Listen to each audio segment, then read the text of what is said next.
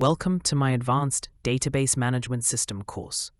In this section, we discuss about types of constraints, primary key constraint, foreign key constraint, unique constraint, not null constraint. Let's enjoy. Constraints are rules or conditions defined on database tables to enforce data integrity and ensure the accuracy, consistency, and reliability of data stored in the database. Here are the common types of constraints used in Relational Database Management Systems, RDBMS. 1. Primary key constraint. A primary key constraint ensures that each row in a table is uniquely identifiable by defining one or more columns as the primary key. Primary key values must be unique and not null, enforcing entity integrity and preventing duplicate records. 2. Foreign key constraint. A foreign key constraint establishes a relationship between two tables by linking a column or set of columns, foreign key, in a child table to the primary key or unique key, referenced key, in a parent table. Foreign key constraints enforce referential integrity by ensuring that foreign key values in the child table reference valid primary key values in the parent table. 3. Unique constraint. A unique constraint ensures that the values in a specific column or set of columns are unique across the table.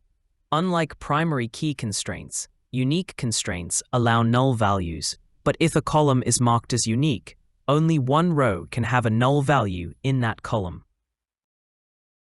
4. Not null constraint. A not null constraint ensures that a column does not contain null values. It enforces domain integrity by requiring that all data values in the specified columns are not null, thereby preventing the insertion of incomplete or missing data. 5. Check constraint. A check constraint defines a condition or expression that data values in a column must satisfy for each row in the table. Check constraints enforce domain integrity by validating data values against predefined rules or conditions, such as data type, range, format, or custom validation rules. 6. Default constraint. A default constraint specifies a default value for a column if no value is explicitly provided during insertion. Default constraints automatically assign a predefined default value to the column when a new row is inserted, if no value is specified explicitly.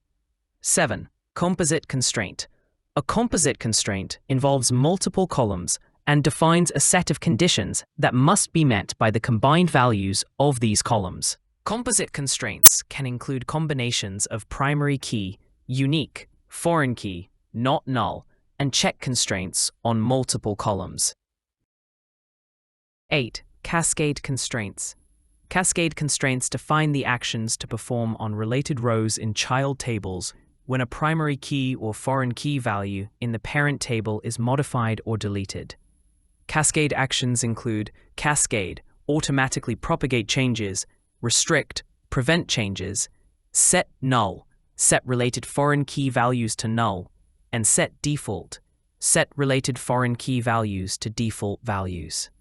9. Domain constraint. A domain constraint specifies the valid values and data types allowed for a column based on a predefined domain or data type.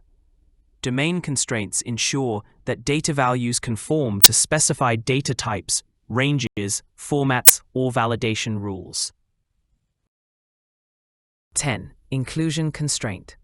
An inclusion constraint defines a set of valid values that a column must contain based on a predefined list or range of values. Inclusion constraints enforce domain integrity by restricting the acceptable values for a column to a predefined set of options. By utilizing these constraints effectively, database administrators can enforce data integrity rules, maintain data consistency, and ensure the reliability of data stored in the database. Constraints play a crucial role in preventing data anomalies, enforcing business rules, and preserving the quality and integrity of database records. Thanks for watching the Advanced Database Management System lesson. Hope you enjoy the lesson. To learn more about Database Management System, please check the next lesson. Never stop learning. Thanks once again to enjoy the lesson.